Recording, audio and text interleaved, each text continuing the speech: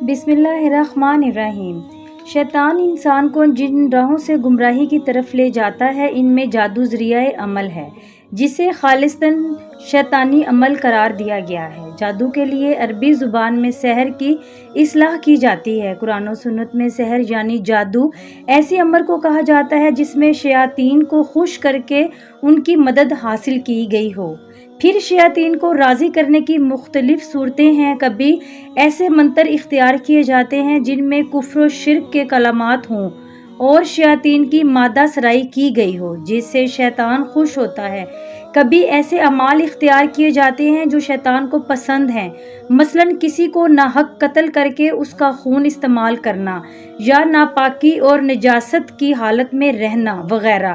امام فخر الدین رضی اللہ تعالی عنہ لکھتے ہیں، شریعت میں سحر یعنی جادو ہر اس کام کے ساتھ ہے جس کا سبب مخفی ہو، اسے اس کی اصل حقیقت سے ہٹ کر پیش کیا جائے اور دھوکہ دہی اس میں نمایاں ہو۔ غرض سحر جادوگر اور شیطان کے درمیان ہونے والے ایک معاہدے کا نام ہے جس کی بنا پر جادوگر کچھ حرام اور شرکیہ امور کا ارتکاب کرتا ہے اور شیطان اس کے بدلے جادوگر کی مدد کرتا ہے اور اس کے مطالبات پورے کرتا ہے۔ رسول اللہ صلی اللہ علیہ وآلہ وسلم پر یہودیوں کا سحر کرنا اور اس کی وجہ سے آپ صلی اللہ علیہ وآلہ وسلم پر بغض آثار کا ظاہر ہونا اور بذریعہ وحی اس جادو کا پتہ لگنا اور اس کا ازالہ کرنا حدیث صحیح سے ثابت ہے۔ صحیح بخاری میں ایک حدیث ہے جو دوسری حدیث کی کتابوں میں بھی درج ہے کہ ایک موقع پر نبی اکرم صلی اللہ علیہ وآلہ وسلم بھی جادو کے اثر میں رہے۔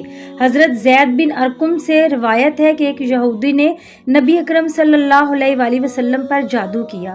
جب آپ صلی اللہ علیہ وآلہ وسلم نے اس کے اثرات کو اپنے اوپر محسوس کیا تو جبرائیل علیہ السلام تشریف لائے اور سورہ فلق اور سورہ ناس جن کو معوذتین کہتے ہیں وحی کی گئی۔ پھر جبرائیل علیہ السلام نے آپ صلی اللہ علیہ وآلہ وسلم سے کہا کہ یقیناً ایک یہودی نے آپ صلی اللہ علیہ وآلہ وسلم پر جادو کیا ہے اور اس کا طلسم فلاں کنویں میں رکھا ہوا ہے۔ نبی اکرم صلی اللہ علیہ وآلہ وسلم نے حضرت علی کو بھیجا کہ وہاں سے وہ طلسم لے کر آئیں، یا وہ اسے لے کر واپس آئے تو آپ صلی اللہ علیہ وسلم نے حضرت علی رضی اللہ تعالی عنہ سے فرمایا کہ اس کی گرہوں کو ایک ایک کر کے کھولیں اور ہر گرہ کے ساتھ ان صورتوں میں سے ایک ایک آیت پڑھے۔ جب انہوں نے ایسا کیا تو آپ صلی اللہ علیہ وآلہ وسلم یوں اٹھ کھڑے ہوئے گویا وہ پہلے بندھے ہوئے تھے۔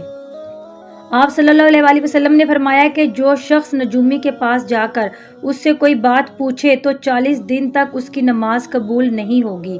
اسلام میں جادو سیکھنا اور جادو کرنا دونوں کو کفر قرار دیا گیا ہے، اس لیے جو کوئی بھی جادو کرتا ہو اس کے لیے شریعت میں بہت سخت سزا رکھی گئی ہے۔ اگر کوئی جادو پر عمل کرتا ہوا پکڑا جائے اور وہ توبہ نہ کرے اور جادو کرنا نہ چھوڑے تو اس کی سزا موت ہے۔ اس قانون کی بنیاد اللہ کے رسول صلی اللہ علیہ وآلہ وسلم کی یہ حدیث ہے جس کے راوی حضرت جندب ابن کعب رضی اللہ تعالی عنہ ہے کہ نبی اکرم صلی اللہ علیہ وآلہ وسلم نے فرمایا، جادوگر کے لیے مقرر کردہ سزا یہ ہے کہ اسے تلوار سے قتل کر دیا جائے۔ اس قانون پر خلفائے راشدین نے سختی سے عمل کیا۔ انسان جادو کی وجہ سے بڑے بڑے خطرات سے دوچار ہو سکتا ہے، اس لیے کسی بھی دن معوذتین اور مسنون دعاؤں سے سستی اور کاہلی نہ برتی جائے، حتیٰ کہ بعض اوقات انسان کو جادو کے ذریعے قتل تک کر دیا جاتا ہے۔ کالا جادو کرنے والے ایسے بھی ہوتے ہیں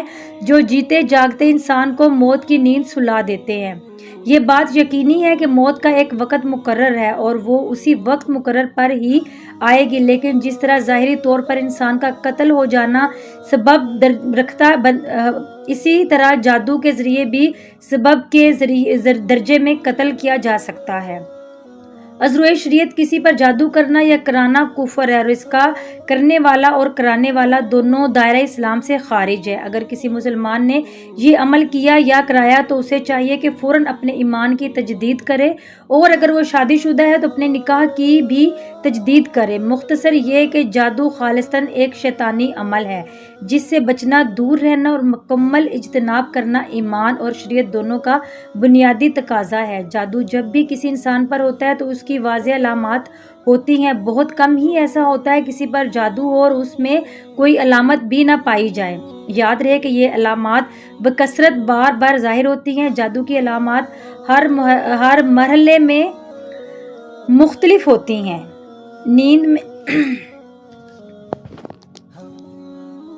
نیند میں جادو کی علامات میں سے چند ایک یہ ہیں۔ نمبر 1، ہوا میں اڑنا۔ نمبر 2، سمندر پہاڑ دیکھنا۔ نمبر 3، درندے، شیر، کتا، جنگلی جانور، سانپ، بچھو، چھپکلی، بلی، قربانی کے جانور اور بڑا گوشت دیکھنا۔ بندر، بیل، اونٹ، خنزیر وغیرہ کو دیکھنا۔ نمبر 4، نیند میں رونا، چیخنا یا ہنسنا، آوازیں دینا، جھٹکے لگنا جیسے کسی نے پکڑ کر ہلایا ہے، کسی کو اپنا پیچھا کرتے ہوئے دیکھنا اور خوف زدہ ہو کر بھاگنا۔ نمبر 5، برہنہ مناظر دیکھنا یا کسی کو جنسی زیادتی کرتے محسوس کرنا، ڈراؤنی شکلیں دیکھنا، خود کو بلند جگہ سے گرتا دیکھنا، نیند کا کچا ہونا، رات کو نیند کا نہ آنا، نیند میں سختی کے ساتھ ہونٹ چبانا، انسانی غلاظت دیکھنا۔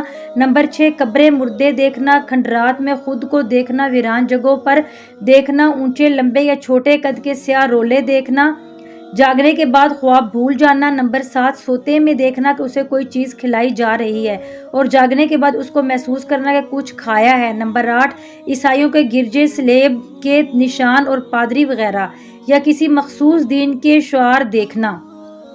جاگتے ہوئے جادو کی علامات یہ ہیں۔ نمبر 1، جاگنے کے بعد جسم کا درد کرنا، بہت تھکاوٹ محسوس کرنا۔ نمبر 2، طبیعت میں چڑچڑاپن اور تنہائی پسند ہو جانا۔ نمبر 3، چھوٹی چھوٹی باتوں پر شدید غصہ آنا اور اگر غلطی اپنی بھی ہو تب بھی اقرار نہ کرنا۔ نمبر 4، رشتہ داروں، گھر والوں اور دوست احباب سے بلا وجہ اچانک بڑے بڑے جھگڑے پیدا ہو جانا، بہت زیادہ شکوک پیدا ہو جانا، ازدواجی معاملات بگڑ جانا۔ نمبر 5، ہر وقت یہ محسوس ہونا کہ کوئی دیکھ رہا ہے، کوئی میرے ساتھ ہے، انجانا سا خوف کہ گھر سے نکلا تو مر جاؤں گا، موت کے وسوسے آنا کہ آج مر جاؤں گا۔ نمبر 4، بہت زیادہ بے چینی، شدید غصہ اور اٹھ کر بھاگ جانے کو دل کرنا۔ نمبر 5، دم کے درمیان شدید نیند کا آنا۔ نمبر 6، عموماً پیٹ اور چہرے کا پھولا ہوا محسوس ہونا۔ نمبر 7، بازو، ٹانگ وغیرہ کا سختی سے اکڑنا، کندھے اور سر میں شدید بوجھ محسوس کرنا۔ نمبر 8، معدے میں درد محسوس کرنا جیسے کوئی چیز گیند کی شکل میں گھوم رہی ہے۔ نمبر 9، غیر ارادی طور پر تیزی سے حرکات کرنا، جسم کا گرم ہونا۔ نمبر 10، دم کے بعد یوں لگنا کہ کسی نے سارے جسم کی ڈنڈے سے پٹائی کی ہے یا اپنے آپ کو بہت ہلکا پھلکا اور خوشگوار نہ لگنا، بے چین رہنا۔ نمبر 12، ایسا محسوس ہونا کہ کوئی آوازیں دے رہا ہے۔ نمبر 13، جسم میں کٹ لگنا، خون کی چھینٹیں گرنا، جسم پر بال نظر آنا، بالوں اور کپڑوں کا کٹنا، آنکھوں کے سامنے دھاگے، بال، سانپ وغیرہ نظر آنا۔ نمبر 14، بہت سخت بدبو کا محسوس ہونا، منہ سے یا جسم سے پیٹ میں بہت زیادہ گیس کا ہونا۔ نمبر 15، کاروبار کا اچانک بند ہو جانا۔ نمبر 16، بعض لوگوں کے چہرے برے نظر آنا، ان کے دیکھتے ہی نفرت کے جذبات پیدا ہونا یا کسی ایک شخص کی نہ چاہتے ہوئے بھی بے دام غلامی کرنا۔ نمبر 17، رشتوں کا آنا لیکن بلا سبب بات کا ٹوٹ جانا۔ نمبر 18، ایام میں بے رتبگی ہونا۔ نمبر 19، ایسا محسوس ہونا کسی نے سوئی چبھوئی ہے، اس کی تکلیف کا محسوس کرنا یا یوں لگنا جیسے کسی نے سر میں کوئی ٹھنڈی باریک نوکیلی چیز داخل کی ہے۔ اگر مریض جسمانی طور پر بیمار ہو اور ڈاکٹر اس کی بیماری کے بارے میں حتمی رائے نہ دے رہے ہوں، ہر ایک کی رائے مختلف ہو اور ڈاکٹر کی رپورٹ کلیئر نہ ہو تو یہ بھی جادو کی واضح نشانی ہے۔ کبھی مریض میں ان علامات میں سے کوئی علامت بھی نہیں پائی جاتی اور یہ شاذ و نادر ہی ہوتا ہے۔ ایسے شخص کی علامات دم کے درمیان زیادہ واضح ہوتی ہیں۔ دم کے درمیان کی علامات یہ ہیں۔ نمبر 1، دم کرنے والے کے چہرے کو بدنما دیکھنا یا اس سے خوف کھانا یا مضحکہ خیز صورت دیکھنا۔ نمبر 2، دم کے درمیان جسم میں چونٹیاں چلتی محسوس ہونا۔ نمبر 3، شدت سے رونے یا کہکے لگانے کو دل کرنا۔ نمبر 4، بہت زیادہ بے چینی، شدید غصہ اور اٹھ کر بھاگ جانے کو دل کرنا۔ نمبر 5، دم کے درمیان شدید نیند کا آنا۔ اگر آپ میں ان میں سے کوئی بھی علامت پائی جائے تو آپ ہر وقت ظاہری اور باطنی طہارت کا خیال رکھیں، قرآن مجید کی تلاوت، مسنون اذکار اور دعاؤں کا اہتمام کریں۔ خصوصاً آیت الکرسی، سورہ فلق اور سورہ ناس شام کم از کم 3 مرتبہ پڑھنے کا معمول بنائیں۔ دن بھر کثرت سے پڑھیں تو یہ مزید بہتر ہوگا۔ نیز مندرجہ ذیل دعا صبح شام 3 مرتبہ پڑھیں